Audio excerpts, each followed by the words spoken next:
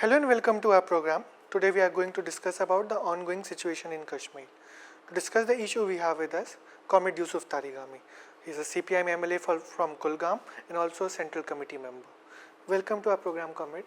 So what is happening in Kashmir? We have seen a lot of violence is taking place. More than 40 people have died now. Can you describe the situation? It's a much more serious situation as being projected elsewhere by the media. In objectively assessing the whole situation, is an unrest, ongoing unrest, which is much deeper and quite widespread. Kashmir has been undergoing through such protests, eruptions since long. Particularly,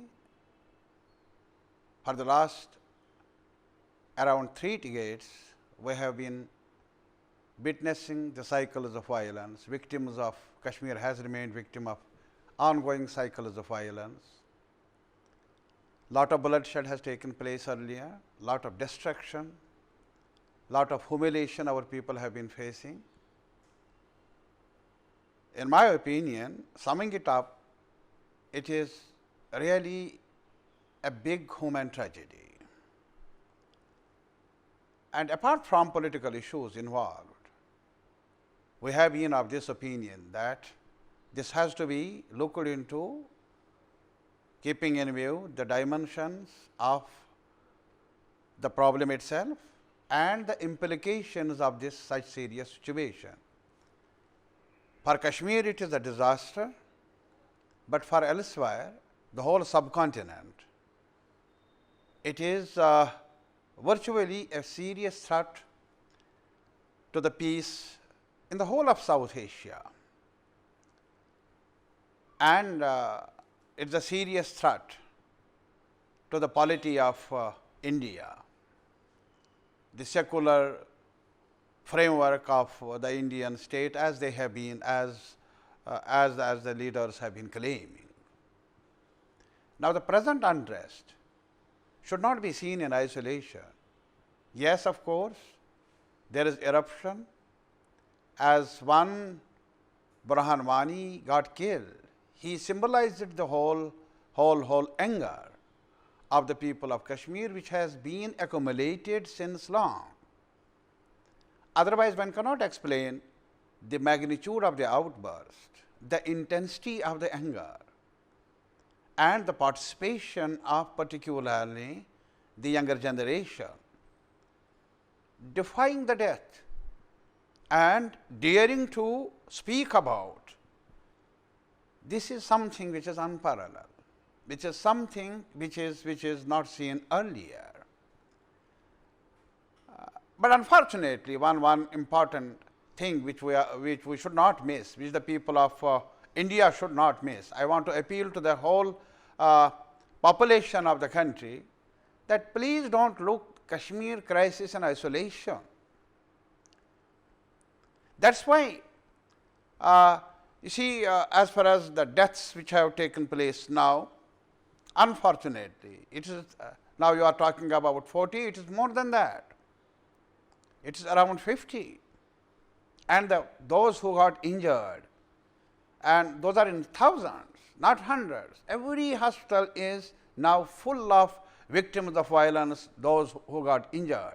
And not only that, younger generation, young people, they are now victims of pellet guns, and many of our younger people, they have got blinded, they are now blind. They have been deprived of their very precious thing, and despite all protests from across the country and in certain areas of the world as well, the government of India has no answer to such things. They have no response other than deploying more and more forces. And bullet is the only answer with Indian state. And I just want to convey this to the whole the whole population of the country, particularly the secular segment of our society, that it's not that we are suffering in Kashmir, it is the challenge to the whole structure of the polity, it is a challenge to the whole secular polity of the country. Now you look what is happening, even now Mr. Prime Minister, people are getting killed. Yesterday he is usually being heard on radio and TV, Man Ki Baat yesterday. We expected at least a mention of this pain of Kashmir. He did not. Now such an arrogance, where we are being pushed to. This is an average Kashmiri asking for. An average Kashmiri young man, otherwise also, he is the same young man who aspires for a good life, good education, good job. He is not different. He is the same Kashmiri who participated in 2014 elections as well. He is the same young man who has been participating in different opportunities, taking part in discussions, debates, elections. But again, this is the same young man who is being pushed to the wall. Now no other option is left for him other than protesting, taking with stones and all that in his hands. And what should be the response? That young man is sending a message to the country. Look, you are talking that we have been inseparable part of India. We are integral part of India. Now this integral part is crying with pain. But you are not feeling that pain? What role has this coalition government played in the current situation? You see, it is, the question is, the first thing is that we must understand this is the accumulated, this is the expression of deep sense of alienation of the people of Kashmir. Second, why South Kashmir first became the focus of this agitation, this protest. South Kashmir has been considered, it has been considered as a very strong base for PDP, which is in alliance with BJP. Now you know, in the elections, 2014 assembly elections in November, December 2014, you know, the agenda of PDP campaigned. Apart from self-rule, there are other political issues and all that, they focused their campaign as far as Kashmir is concerned, asking the people to vote for PDP because this is the only party and platform which can resist the onslaught of BJP. And BJP in Jammu region, they campaigned, apart from other issues, they said to the people of Jammu, that once you mandate us, we will fulfill the dream of Shama Prasad Mukherjee, the founder member of the then Janasangh. They said that we will abrogate Article 370 of the Constitution of India. They said that we will have a Hindu chief minister. And they said we will teach Pakistan a lesson. And they said we will put an end to the Kashmiri Raj. You see, now two forces diametrically opposite to each other and having contradictory agendas, virtually conflicting perspectives. So the big surprise to our people, both for Kashmir as well as Jammu, they enter into alliance to form the government. Now the same younger generation which participated in elections in Kashmir and mostly sided with PDP, they have seen that the same party which had promised us to stop the advance of BJP, a Hindu communalist party, as it was said by PDP, now with the same political party, they are surrendering the whole agenda for which they had campaigned in Kashmir. This is one thing. And then they promised many things. They promised that we can have between Jammu and Kashmir a reconciliation process, and then we will strengthen the unity of Jammu, Kashmir, Ladakh, all the regions, all the communities.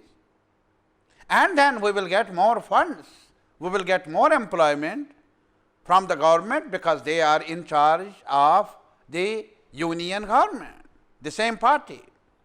Now, what is the record? What has happened since then? Kashmiris experienced a very severe flood which created havoc as far as Kashmir is concerned. Business was destroyed, the rural economy got shattered, huge loss, unprecedented for the last 100 years. Kashmiris say that we have not seen such a devastating flood. What has the government of India done? Have they come up to the expectations of those who were the victims of that cruel, that devastating flood? The answer is big no. Comment this rise of the anger that you are talking about in the streets, and you have been saying that this incident should not be looked in isolation. So what are the basic issues, if we trace historical context of it, what are the basic issues? This is the basic issue, I must tell you very frankly. Apart from other issues, there may be disillusionments because of unemployment, there are other social issues, there are issues of well-being, and there are issues of human rights issues and all that. But certainly don't forget, don't miss this, that it is essentially a political unrest of political nature. The future of the Jammu and Kashmir, the average Kashmiri feels that it is yet to be decided, keeping in view the democratic aspirations of the people of Kashmir. Now look, you see, virtually, the trauma of partition has not ended. It continues somewhere called Kashmir. Even now, we don't have, the LOC is there, but there is no border. There is no international border as such, as far as Kashmir is concerned. That part of Kashmir, which is Pakistani administered, and this part of Kashmir, which is Indian administered. So now we have, it's a unique situation. In a unique situation, it joined Indian Union. And it has a separate constituent assembly. There was a constituent assembly for the whole of the country here, which framed the Constitution of India. And there was a constituent assembly in Jammu and Kashmir to construct its own constitution. Nowhere else. And there was some sort of a constitutional relationship which was defined, which was openly announced in the parliament. Article 370 of Constitution of India remain the major link defining the relationship of Indian Union and Jammu and Kashmir. What has happened to that link? Read it carefully. I will request my friends, please dispassionately study the whole order. Since Constituent Assembly framed the Constitution, what has happened? You could not, you see, the same person who was the bridge, who was the architect of this relationship, who is being accused and abused by extremists today, Sheikh Muhammad Abdullah,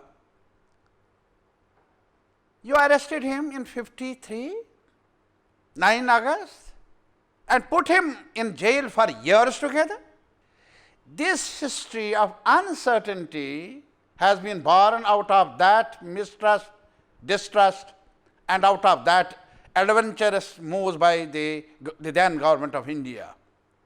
But unfortunately, nobody is drawing the lesson. And it is more disappointing for us. We have a regime now.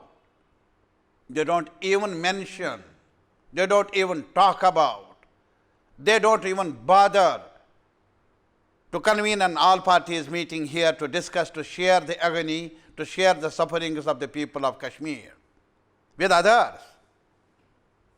So, such an attitude will, I am afraid, lead us to more desperation, more disillusionment, and I am certainly not quite happy to say that it may lead to certain more aggressive posture, stances of the younger generation, because there is no hope. This will lead them towards despair, further despair. Comment, so what is the solution for this entire issue? Because, and as CPM has been talking about regularly, demilitarization of the valley. You see, we have been talking regularly. First of all, you must understand it that we have the highest number of security personnel in that small part of the area, and nowhere in the world, unparalleled. And is it for controlling the militants, or is it because of controlling the whole hostile population? This is a big question. And on the one hand, you are telling us that the militancy is declining, it is in hundreds, it is in, the number is less as compared to earlier stages. Now, on the other hand, such a huge security apparatus, and then adding it to by more and more troops, that means what? That means you are unable to control the whole population. That means there is huge alienation. Can there be any military solution with our own people? This is my question. In a democratic polity, in a system which claims itself to be quite democratic, can you militarily solve such concerns, such problems? And again, there is one more part. That is Pakistan.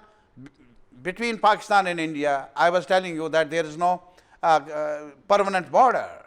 There is some sort of a dispute going on since the very beginning of the partition. CPIM wants confidence building measures, yes, demilitarization on both sides of Kashmir, and we want AFSPA to be withdrawn. This is now Supreme Court of India has said it. Now this government of left front government of Tripura, they have withdrawn it. They have taken a very serious and courageous step. Why not in Kashmir? How long will you be using this draconian law? We have been demanding it, and we have been demanding as well that there has to be a political settlement between India and Pakistan, and political settlement with people of Jammu and Kashmir of this long pending historical and vexed problem. That is the way forward. Otherwise, it will be more problematic for us, for the whole of the region, for the people of entire region. That will be quite unfortunate. Thanks, Comment, for giving us your time, and as the issue proceeds, we'll be coming back to you. Thank you. Thank you.